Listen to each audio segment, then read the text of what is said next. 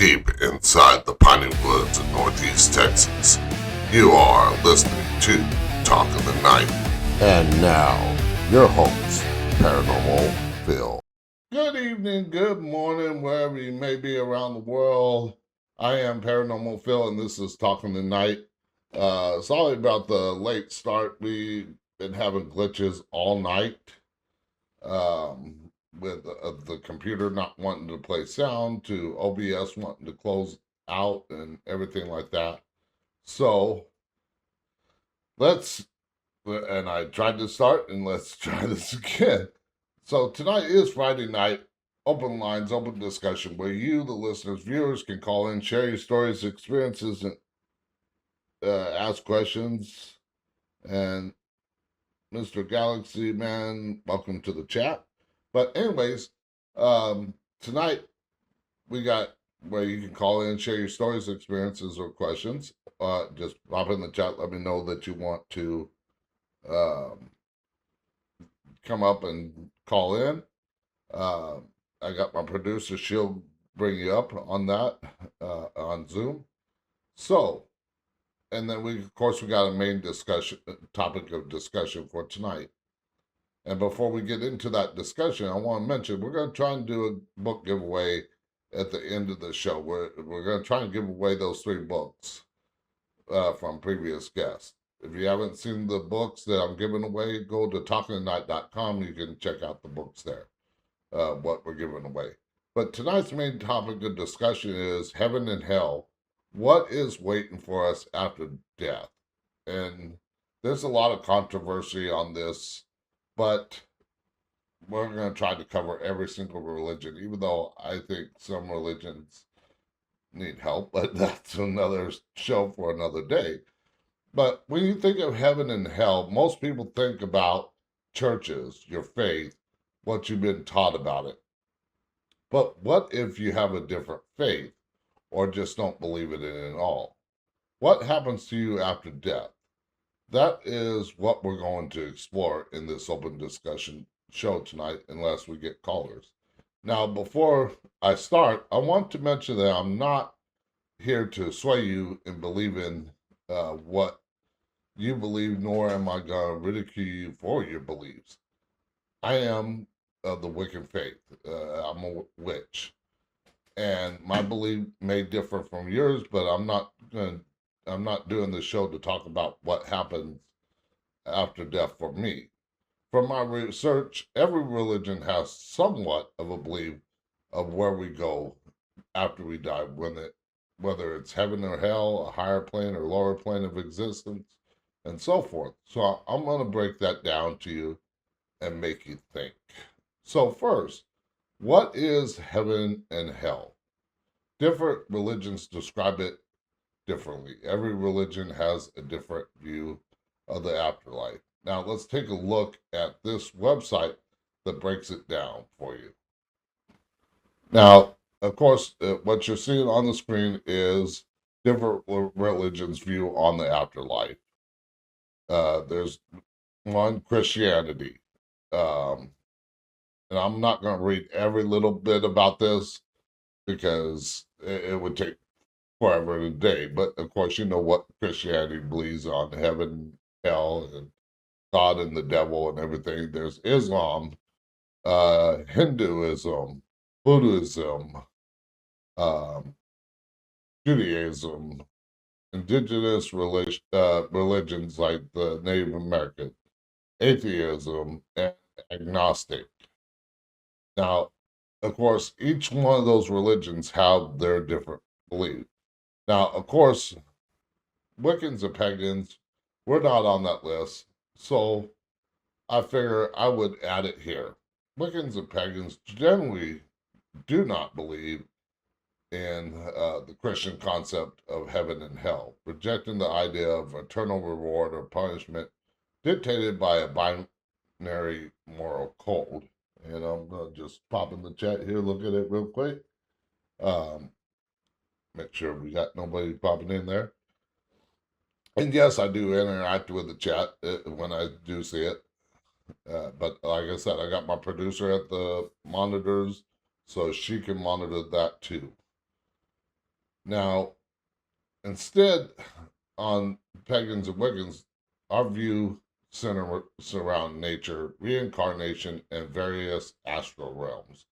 Because paganism is an umbrella term for many different earth-based and polytheistic traditions. Afterlife belief says varies significantly across different paths. Now that we looked at the different views, let's look at when heaven and hell, or at least their version, is first mentioned in each religion. But for Christianity, the first mention was between 50 AD and 90 AD. Before that, it was not called heaven or hell. The early Hebrews text mentioned Sheol, Sheol. So, what is Sheol? Hopefully, this video will explain that. And if we get it playing here. Bible, Sheol is the realm of the dead, the place where all souls go after death, regardless of their moral standing or religious beliefs. Sheol is often translated as the grave or the pit, and it's depicted as a dark, gloomy, and silent place where the dead have no more connection to the living. In the Old Testament, Sheol is a universal destination. Both the righteous and the wicked end up there. It's not a place of reward or punishment, but simply the abode of the departed. The concept of Sheol predates the more developed ideas of heaven and hell that emerge later in Jewish and Christian theology. While Sheol is not presented as a place of torment, it is still seen as a realm to be feared and avoided. The Bible portrays it as a place of separation from God and the living, where the dead have a shadowy, diminished existence. Ultimately, Sheol represents the human fear of death and the unknown that lies beyond. According to All right, so as you can tell there, it's more like a purgatory, if you will, belief system before heaven and hell In was Islamic even mentioned, and the computer's giving her problems. It gave me problems earlier. But anyways, it's a purgatory basically before Christianity made it heaven and hell in the Bible, biblical text. Again, I don't know for exact uh, thought, or I don't know for real whether that's the case or not. I'm putting it out there, and of course, I want you to decide. Let me know what you think down in the comments down below. Excuse me. But we talked about Christianity and what they believe happens after death. Now, Islam is a religion I don't really care for just because of the way the news is put it out there lately. And I can't tell you one way or the other what to believe on it. But from what I've seen, it's not the right thing. But I do want to mention that religion, what their belief system is for heaven and hell, or what their thought of heaven and hell is. Now, for Islam, the first mention was during the very beginning of the Islamic revelation, which was in 610 AD or CE, I believe is what the website put it at. CE is Common Era, BCE is before Common Era. And everybody knows AD, which after death, or at least for Christians, it's after death, and and then before death, BC. So I'm just going to use those terms as AD and BC, or BD. Now in Islam, Jannah, and I hope I pronounced that right. I remember hearing it and the word, and I cannot for the life of me. Hopefully, like I said, the video will show it. But anyways, Jannah is heaven or paradise, where as Jahannam, and I know I messed that one up, refers to hell. So let's look at this video to explain what the Islam belief is on their heaven and hell. belief, the eternal journey leads to one of two destinations, Jannah or Jahannam, paradise or hell. But what makes them so different? Jannah is the ultimate reward, a realm of peace, joy, and endless blessings. It's described as a lush garden where believers are surrounded by beauty, reunited with loved ones, and closest to Allah Himself. It's eternal contentment. Then there's Jahannam, the stark opposite. It's a place of punishment for those who rejected truth and committed grave sins. Fire, anguish, and regret define it, a reminder of consequences when one strays far from righteousness. Both Jannah and Jahannam reflect justice and mercy. One is earned through faith and good deeds. The other is a warning to avoid harmful paths. The choice, every moment, is ours. Which destination will we work toward today? All right. So as you heard there, it's kind of the same as, if you will, it's kind of the same believe in heaven, paradise, where if you're good, you go and get rewarded. If you're bad, you go to a lake of fiery hell or some kind of punishment. Again, every belief system is going to be different. What they believe that paradise or that lake of fire, that burning hell is, that's a whole nother story for another day. And let's look. Knew a chick from Mr. Galaxy Man said, knew a chick from long ago. She claimed she had the ability to leave her body and go into another realm, into the and to have a conversation with beings that look like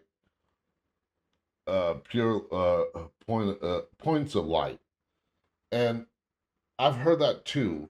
And we're going to get into OBE's out-of-body experiences and near-death experiences later on in the show as it relates to what happens to us after death. And I believe it did mention somewhere in this episode, I do believe it mentioned points of light. So we'll get into that. So thank you for that, Mr. Galaxy Man. Like I said, I do interact with my chat if I see it. If I don't see it, I apologize, but I will get to that. And I can have my producer let me know if she sees a chat that I might not see. So next is Hinduism. The first mention was found in Rig Veda. And I know I started to mess that up, but I got it right. Roughly around 1500 BC and 1200 BC. Somewhere in that time frame. They didn't see it as heaven as a destination for the deeds, but rather a place to reunite with nature. Now, this video, of course, should explain Rig Veda. Let's play that video. One of the oldest sacred texts on earth. But what makes it truly extraordinary? Composed over 3,000 years ago, it's a treasure trove of hymns and philosophies. These laid the very foundation of Hindu spirituality. Imagine ancient sages deep in meditation, channeling divine wisdom through verses that explore creation, the cosmos, and the nature of existence itself. The Rig Veda introduces us to powerful deities like Agni, the fire god, and Indra, the warrior king of the heavens, shaping beliefs and practices. Its teachings resonate through rituals, prayers, and core philosophies of Dharma and Karma. These concepts still guide millions today, revealing the text's enduring legacy. Yet the Rig Veda isn't just a spiritual guide. It reflects the vibrant culture and society of ancient India, influencing art, music, and governance. Dive into the depths of the Rig Veda and discover how these ancient words continue to illuminate the path of spirituality. The Rig All right, so as you heard there, they kind of got a naturistic belief, different god beliefs like the Egyptians did. They believed in a fire god, or different Mayan tribes or Native American tribes, whatever, have that or had a belief of different gods, and they more worship nature. So it kind of Hinduism kind of falls in that pattern. Same with Wiccan and paganism. Same thing. We're a nature-based faith.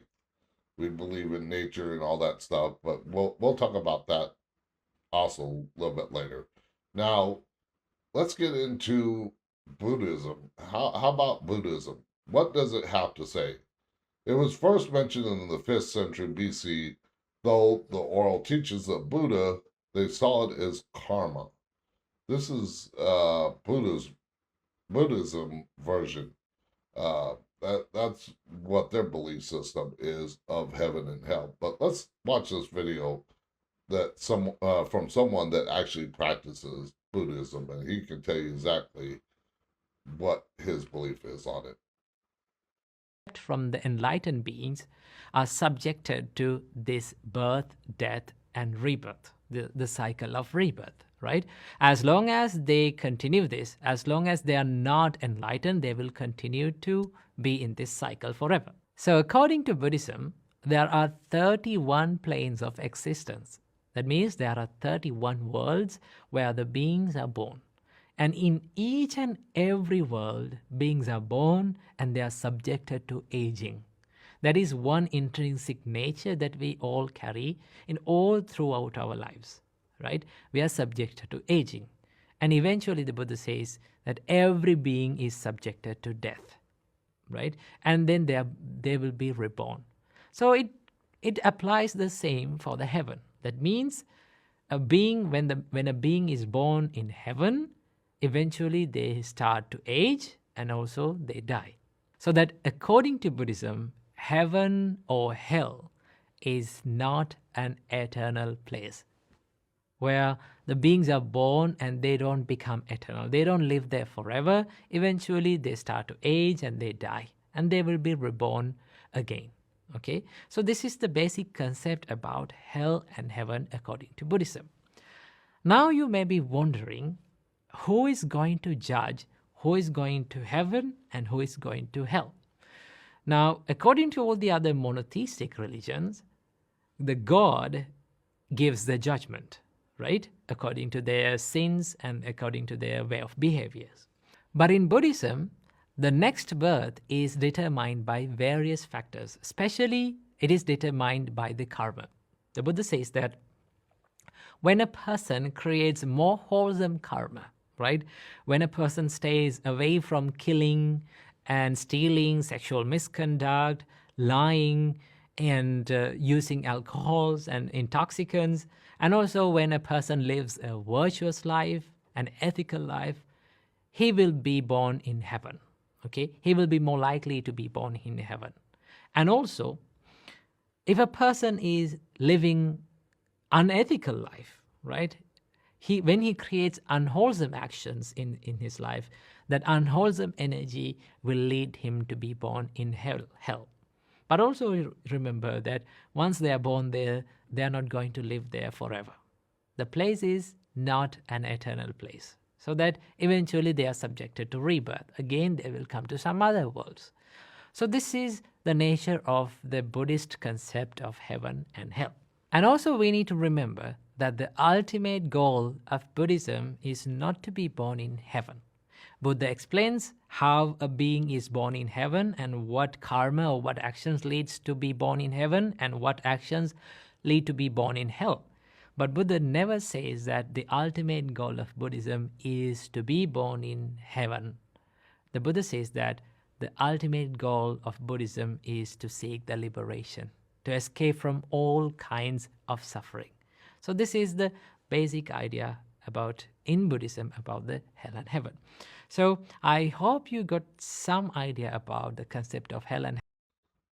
All right. So as you can tell there, they got a belief that you just reincarnate after your death. You go into a new body. You don't go to heaven or hell. You're not really born there and just come into a new life. You just come right into a new life after death.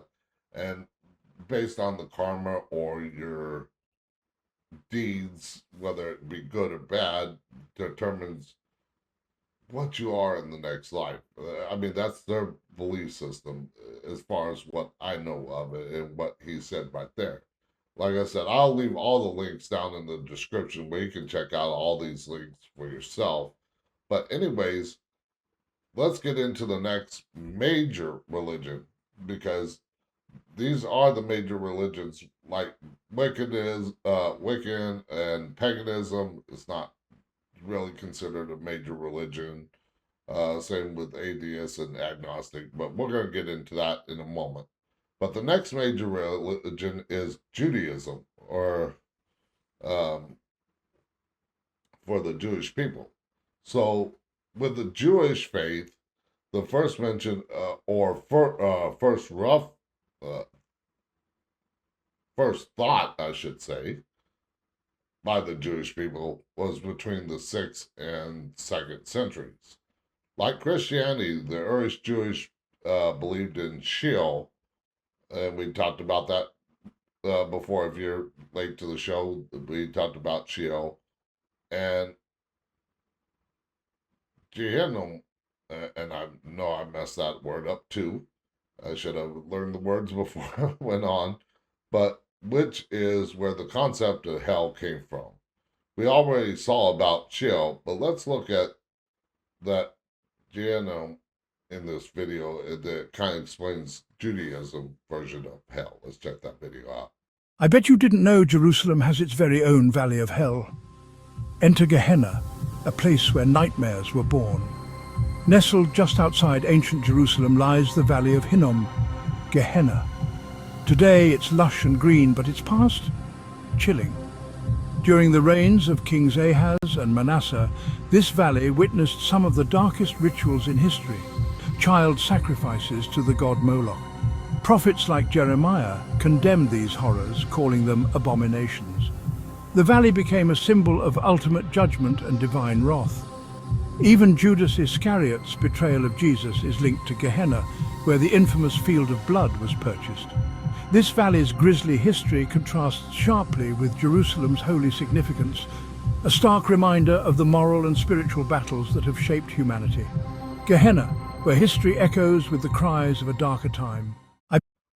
Now, I've been to Jerusalem.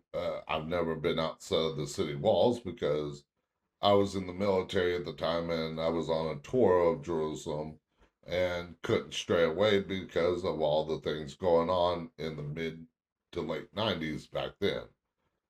So I couldn't experience something like that for myself. I just experienced what was inside the walls of Jerusalem.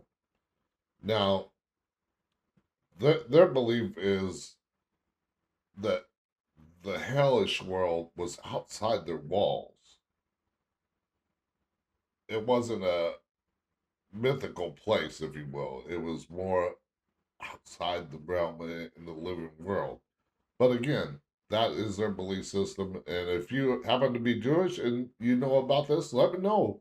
Or if you're any of the religions that we talk about in this show that we talked about or going to talk about, let me know down in the comments down below. I love to hear what you think. Now, we talked about the major religions, people of different faiths. But now we're going to talk about people like the indigenous or Native American people that had many unique beliefs about death. For instance, they had a view of happy hunting grounds. They believed that's where they went, a realm where they would be at peace and reunite with their ancestors. Then there was atheism. For them, they don't align with religious teachings. They just view death as the end of a consciousness and existence. Of course, I'm going to talk about, there's something interesting later on in this show that we're going to talk about an atheist person or an agnostic person. And just like atheism, agnostic people don't belong or follow a particular religion. They don't reject God, but they don't know what the afterlife holds or whether God really exists. And of course, lastly, there is my religion, Wiccanism, or Wicca, or paganism. We do not have a concept of heaven and hell. What we believe in is a place called the Summerlands. And I believe in a higher plane of existence, a lower plane of existence, and that Summerland place. but that's my belief. But again, until I get to that side, I don't know what's there. But this is our belief system. We also believe in reincarnation, like Buddhists do. And of course, we do not recognize the Christian devil. We don't believe there is a devil. I might mention it from time to time, but we don't believe it's more of a joke for us. So let's watch this video, and maybe this video will better explain Wicca and paganism. What do we witches believe happens when we die? Hi, I'm Danielle. I'm a witch, a pagan. Welcome to my spiritual life. So witches do not believe in a heaven or a hell. We don't believe in a good afterlife or a bad afterlife. What we believe in is reincarnation. Reincarnation is the belief that when we die, we don't go to heaven or hell, we go into another life, whether it's a human or an animal. Personally, I believe you always reincarnate into a human. If you are a human, that is. So everybody practices differently. The way I see reincarnation is there are a certain amount of lessons you need to learn in your life. I personally do believe in an afterlife. However, you need to learn a certain amount of lessons before you can enter into the afterlife. Or if you have karmic debt. So let's say you did learn the lessons that you need to learn, but you have karmic debt, you cannot enter the afterlife, you have to go into another life. Now, that's my personal belief. Not everyone believes it, but believe whatever you want. However, I don't believe that you go to hell if you do bad things. I simply believe that you go into a different life, and once that karmic debt is paid off, you can enter into the afterlife. I hope this answers some of your questions. Leave a comment down below if you want any more witchy tips or what I believe in. I hope we all have a good day. Blessed be, and may you walk the path of love and light. Bye, guys. All right, and like you heard there, I mean, even she's got a little bit different belief than me. And it varies from person to person what they might believe on their wicked faith, whether they're part of a coven or they're a solo witch like myself. And of course, it's kind of generic, if you will, on the belief system, but there are different things. So as a Wiccan myself, I will tell you what I believe. Like it was stated in that video, I believe we do go to a higher or lower plane of existence. But that is once we fulfill our mission, what we're here on this earth for. Now, some might see that as heaven and hell, but no. For a higher plane of existence, I believe once we've lived all our lives, and yes, I do believe in multiple lives, we become a guiding spirit to help others. We stay on that other realm. Now, whereas the lower plane of existence is generally a dense layer of reality. The tangible world of space, time, matter, and human experience. Maybe we experience a different, maybe a parallel universe or maybe a different dimension on that lower plane of existence. Again, I don't know. For me, I do believe that once I'm done with this world, because I've learned everything that I've had to learn, that I'm going to be one of those guiding spirits after death to help people through life. But that's just my belief system. Now that we've gone through what heaven and hell means for each religion, and even those that do not believe in heaven and hell, let's now shift the focus what we might experience after death. Now, nobody really knows, and I can't tell you what happens after death with absolute certainty, but what happens after we die, but I don't know. But there are some things that might help explain it. Now, when we die, the brain does not shut down instantly. Instead, neuroscience shows that it undergoes a final complex surge of activity. And this is science. This is not belief system. This is science. First is hyperconsciousness. This is where we might experience near-death experiences or NDEs, and maybe even out-of-body experiences, but more NDEs near-death experiences. Let's watch this video, and hopefully that might explain it. Your consciousness might not actually end when you die? Scientists have discovered something terrifying about what happens after clinical death.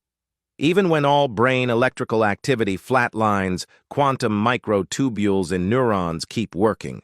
These microscopic structures maintain quantum coherence for up to 20 minutes after doctors declare you dead. Modern equipment can actually measure the energy signatures these quantum processes create. But here's the scary part. This activity follows organized patterns, like actual thought processes happening inside a clinically dead brain. Researchers have documented cases where this quantum brain activity matches near-death experiences reported by patients who were later resuscitated. They describe vivid awareness while their bodies showed zero signs of life.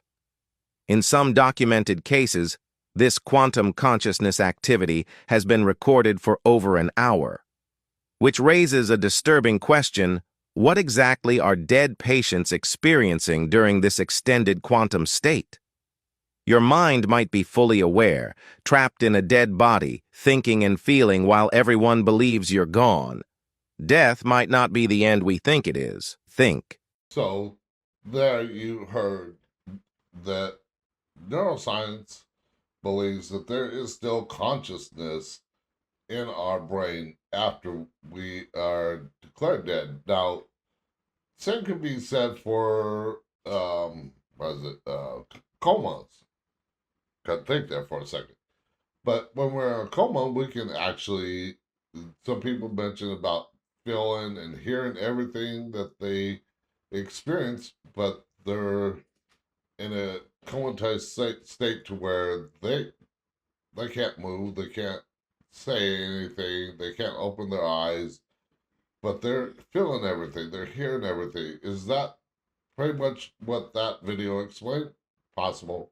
Now, next is sensory detachment, or what some who have had out-of-body experiences, OBEs, might know of. And again, talking about that last video, they could be outside their body, walking around that hospital room or wherever they died, and they're experiencing that before they move on. Again, I don't know what happens after death, but this is just to kind of give you an idea. Now, this is where our spirit, talking about out-of-body experiences or OBEs, this is where our spirit, soul, or whatever you believe leaves the body, but is still somewhat connected to our sense. Start to believe somewhat is still connected. Now, our sense starts to go after death, and the brain is still sending those signals. But like our other senses, smell, touch, sight, all that starts to go. But our brain is still sending that signal, like I said. So let's watch this video. That might explain it better than I can. The sense of hearing may be the last to fade after death. When someone passes, the heart stops first, but the brain doesn't die instantly. It takes time for brain cells to shut down. Vision usually goes first, since it relies heavily on the eyes and light. But hearing might linger the longest. The inner ear's hair cells responsible for picking up sound are incredibly energy efficient and close to the brain, which helps them function a bit longer. This could explain why some people show facial reactions, or even tears when they hear a loved one's voice or favorite music after passing. In those final moments, a soft voice or comforting sound could still reach them. One last emotional connection that makes all the difference. Did you know the sense of... And as you heard there in that video, I believe people know when it's their time to go, they're trying to hang on for their loved ones, and they want to hear the sorrow in their voices or something like that, and then they know it's time for them to go. Again, I don't know what happens after we die. I haven't been there. I don't know anybody that has been there. Now, of course, NDEs and out-body experiences are going to be the close thing. Then last, it talked about the senses and the hyperconsciousness. Now let's talk about the last chemical changes in our body. Those changes might trigger intense hallucinations, altered perception of time, and profound feelings of peace. Now that we talked about that, let's get into NDEs and out-of-body experiences, near-death experiences and out-of-body experiences, as this is the closest thing we have to maybe figuring out what we experience after death. Again, I can't tell you if that's what we do experience or not. I don't know. But let me know down in the comments down below. I want to hear your perspective on this. Now, first is NDEs. Let's look at this website that will tell you more about them. And I'll read it as best as I can. Now, what is near-death experiences and what do we know about them? Let's go over the basics of NDEs in this overview of the, and just scroll past where I was still reading. Extraordinary events. What is near-death experience exactly? A near-death experience, or NDE, is a profound experience resulting from a close encounter with death. During NDEs, people have experience and that seems fantastical or even impossible. But for people that actually have them, these are incredibly vivid, hyper-real events. They're as real as everything they encounter in earthly life, or even more real.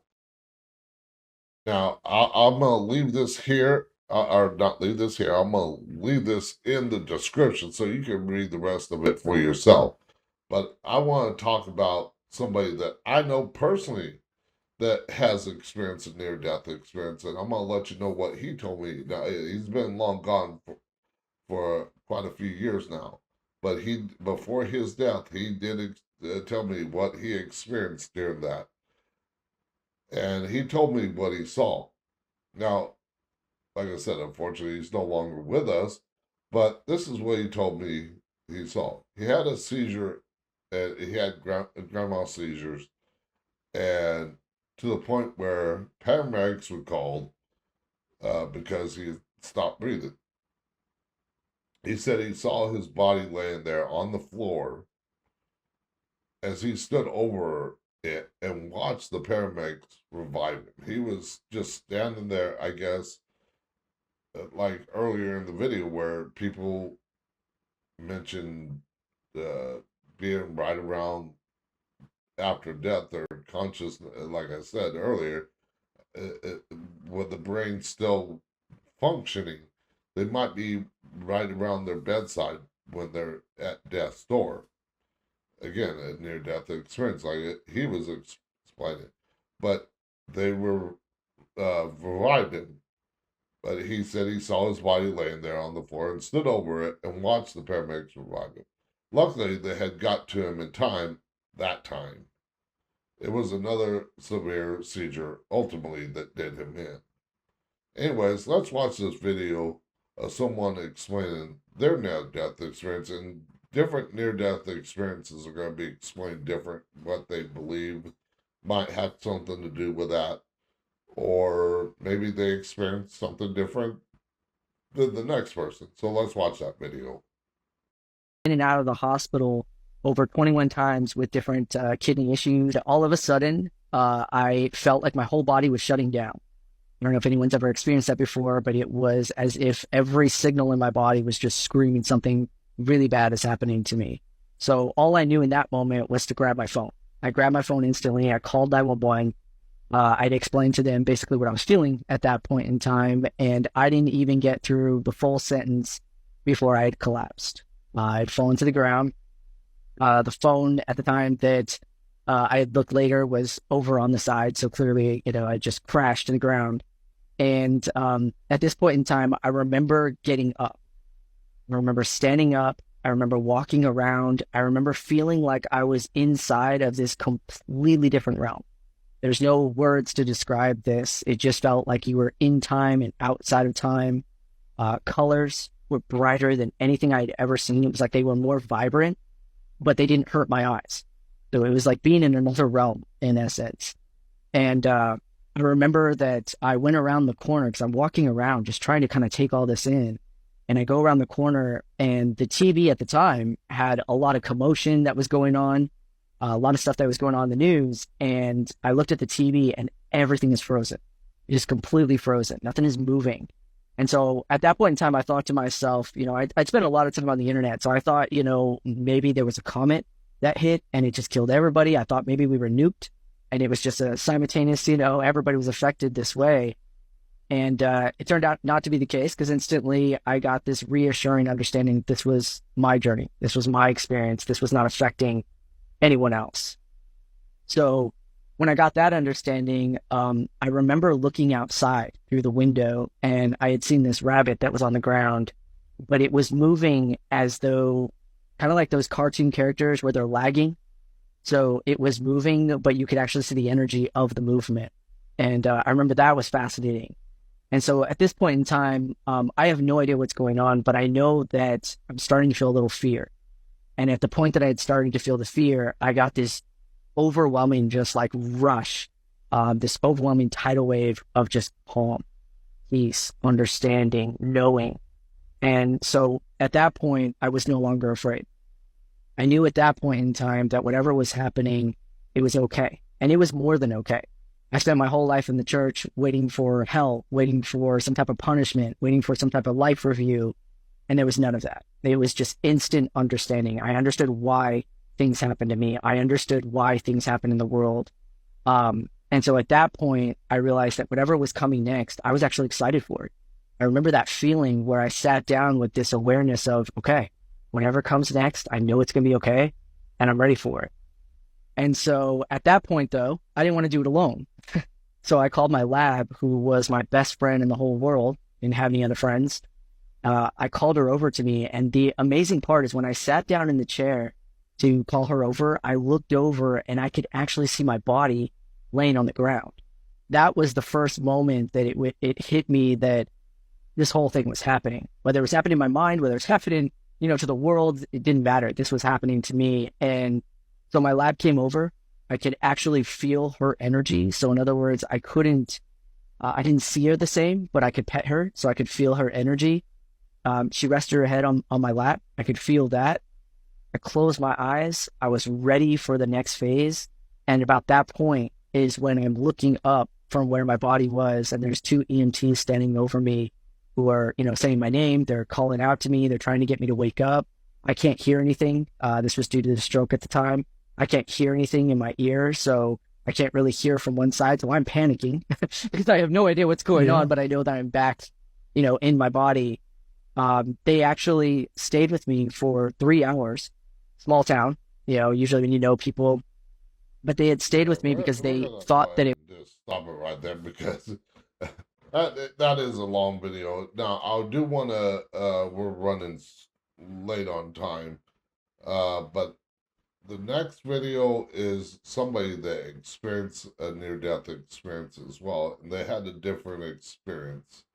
And I think that one's also a long video. So again, I'll leave it in the description where you can watch it and see their experience, but I'm not going to play it just because we're running out of time. So I want to go to the next video after that. And because we talked about atheists not believing in God and heaven and hell earlier in the show. And I want to share a video with you of somebody that claims to be an atheist that had a near-death experience. And this, I believe, Galaxy Man in the chat talked about points of light. I believe she's the one that talks about the points of light. So let's play that video. I remember being in surgery, and at that moment I felt love. I thought, I must have died on the operating table. The second thought, now here's my analytical science mind still kicking in. So wait a minute, if I died, what's all this? Because first of all, I don't believe in anything. Second of all, my parents told me that you're going to go to hell because you're an atheist now. So I'm not experiencing either one of those. And that's when I really began to wonder what the heck was going on and why am I here? I asked that question in my mind, but then there was an answer to the thought I had. And the answer came kind of from around me in the atmosphere. I believe that was it, that video. Now, we're going to talk about, we've heard about NDEs. Now, we're going to play this last video here to kind of explain NDEs versus out-of-body experiences, OBEs, and let the video explain more just because we're running out of time and I'm trying to cut this as short as possible. But all the links, whether I talk about them or not, I will post all the links down in the description where you can watch it for yourself and come up with your conclusion on what you believe in. Of course, I want to know what you think down in the comments, so let me know what you think down in the comments. But let's play this last video, NDEs versus OBEs. The differences between accidental death and the conscious control over the dying process. His name is Dr. Albert Taylor, who experienced a conscious control over death. He did it through a strange process of meditation. He would sometimes get into a strange paralysis upon waking up. One day decided, why struggle? It'll happen naturally.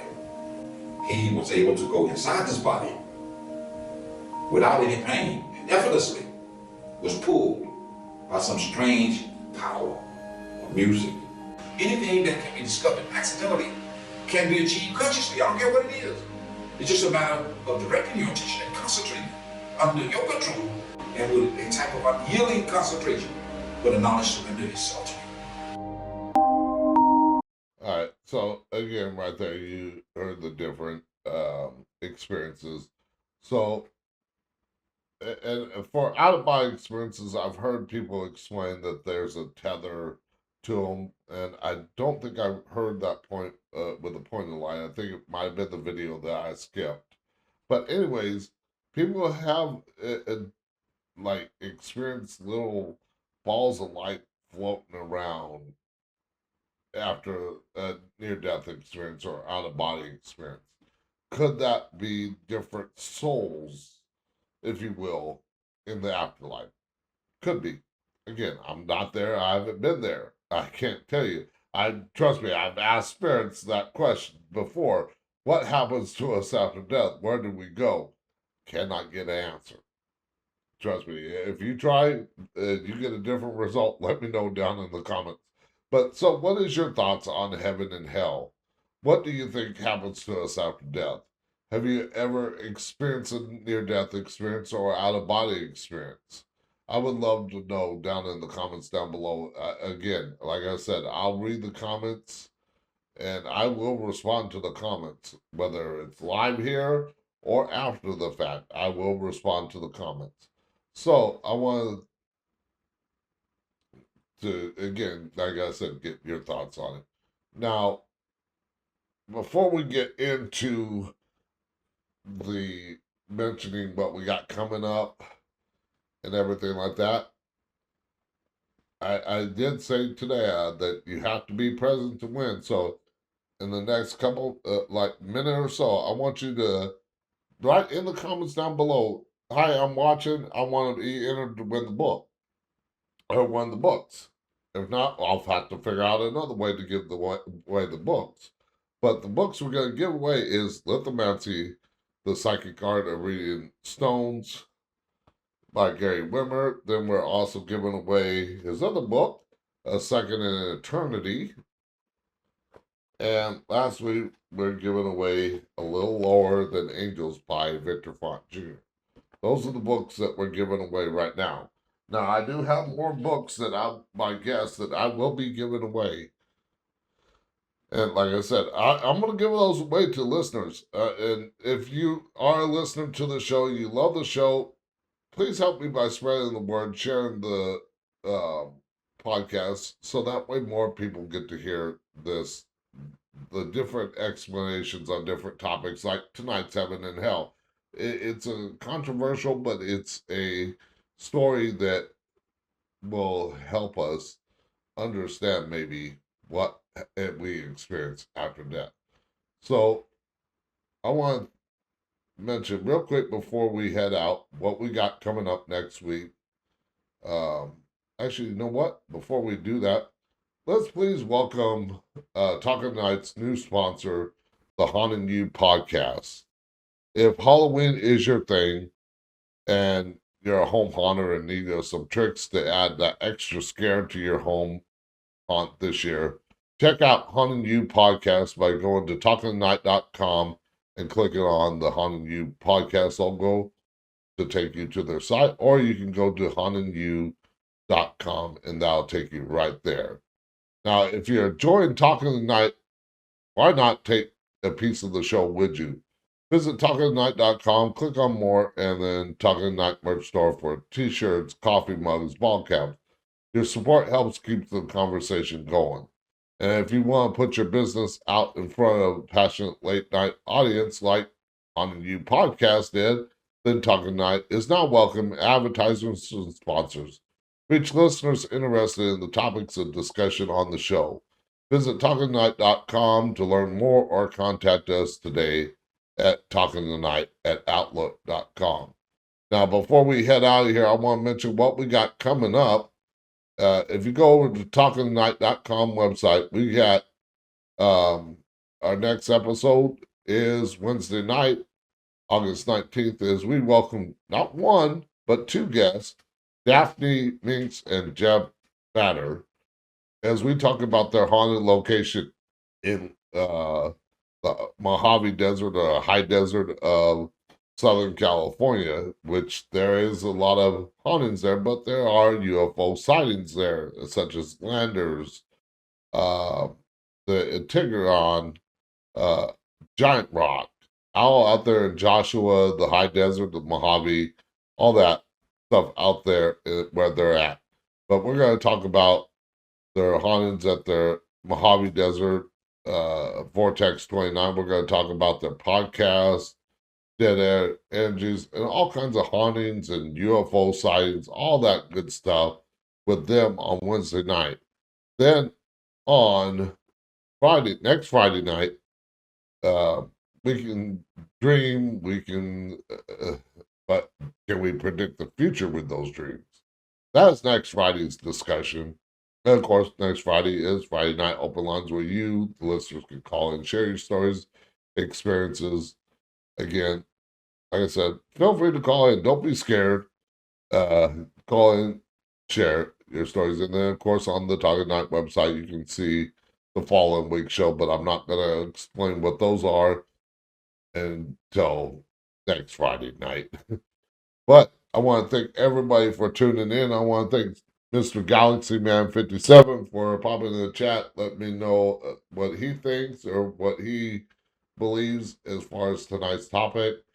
And until Wednesday night, when I welcome my guests, Daphne Minks and Jeff Batter with Dead Air Energies and Vortex 29. I want to thank everybody for tuning in. Until then, I shall see you on the dark side. Good night from Talking Tonight.